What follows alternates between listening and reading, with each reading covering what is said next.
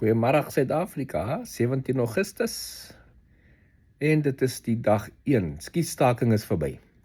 Daar tussen Iran en Israel en Amerika.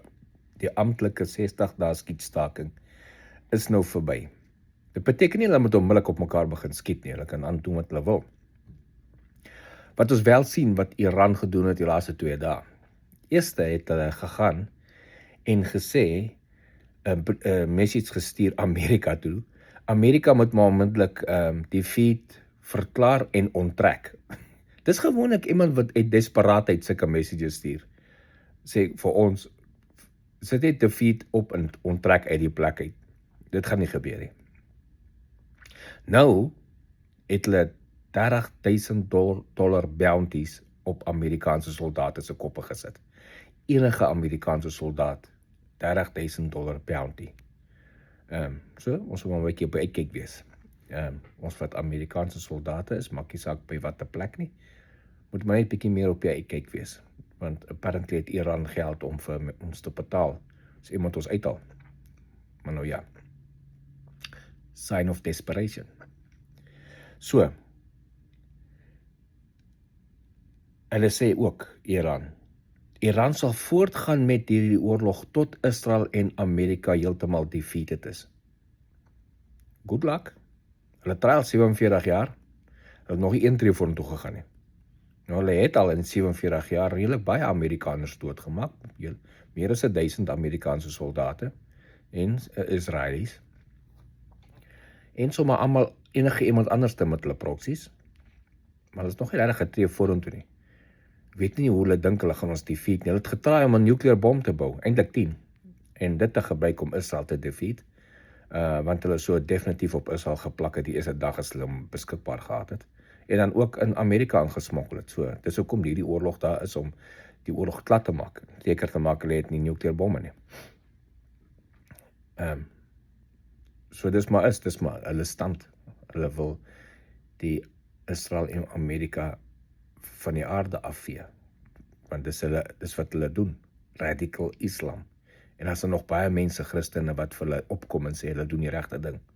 Amerika doen die verkeerde ding. Well, as jy met sulke mense wil saamlewe, good luck.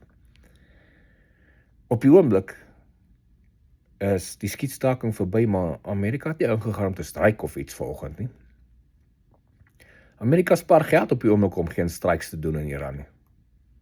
Net wanneer dit nodig is. Want die ekonomiese knou op Iran is baie beter. Die skepe wat gebruik word vir die blokkade wat nog steeds in plek is skepe wat anyway in die Midde-Ooste ontplooi is. So hulle doen net 'n blokkade daar. Dit kos die Amerikaners geen ekstra geld nie, dis deel van die budget. So dit kos nie ekstra geld nie, dis hoekom is nie nodig om te gaan stryk nie. As dit nodig is om te gaan stryk, kan ons dit doen, dis nie 'n probleem nie. As hulle teikens optel en agterkom hier's iets aan die gang, dan kan hulle ingaan. Omdat daai hele plek is gemaak, is getarget. Daai 6 weke wat Amerika en Israel strikes in gevlieg het waar hulle wil oorkant Iran, is baie inligting ingesamel. En daar's nog steeds Global Hawks wat daar hoog vlieg en so aan en satelliete en alles. Hulle weet waar alles is. Al die belangrike goeders is. So, kom ons kyk na die media.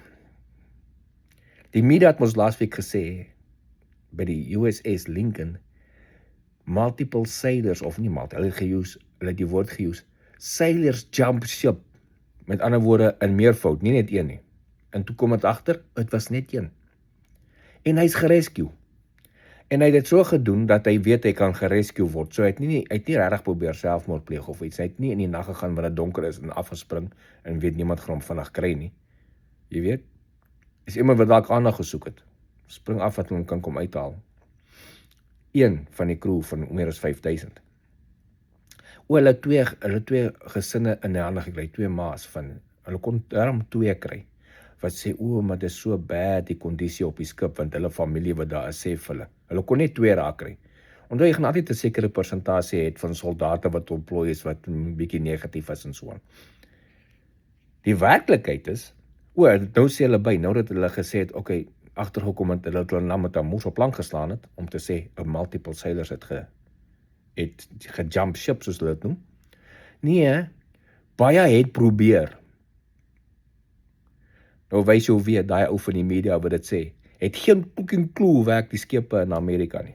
Val nie aircraft carriers nie. As jy net maar 100 het probeer, so 100 dit reg gekry het. Daar's nie hoë vense en goed op 'n aircraft carrier wat keer dat jy nie oor die kant spring nie. Jy kan op party plekke van daai carrier oor die kant spring sonder om enigiets te raak, sonder om eers hoog te spring, net 'n bietjie ver spring.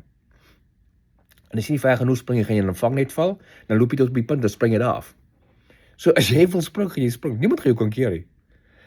Niks gaan jou kan keer nie. So hulle het probeer. Nou as hulle probeer, hoekom is hulle nie in die water nie?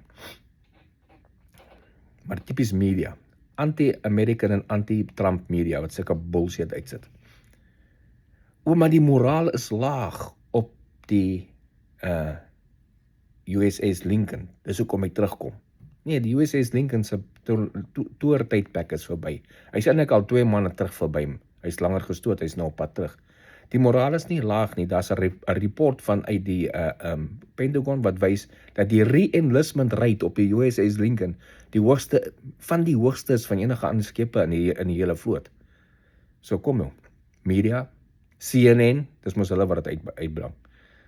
En ongelukkig as er nou baie mense wat daai versprei as dis die feite. Hulle het dit op die nuus gehoor. OK. Dis dan die stand van sake van vandag. Bietjie komies, party van die goeters. Maar dis wat ons staan. Dag nie reg veel aan. Daar in die Midde-Ooste nie, en die USS Washington is op pad uit om die Lincoln te replace daar so in die Midde-Ooste. Dis wat ons het vir vandag. Geniet die dag. Cheers.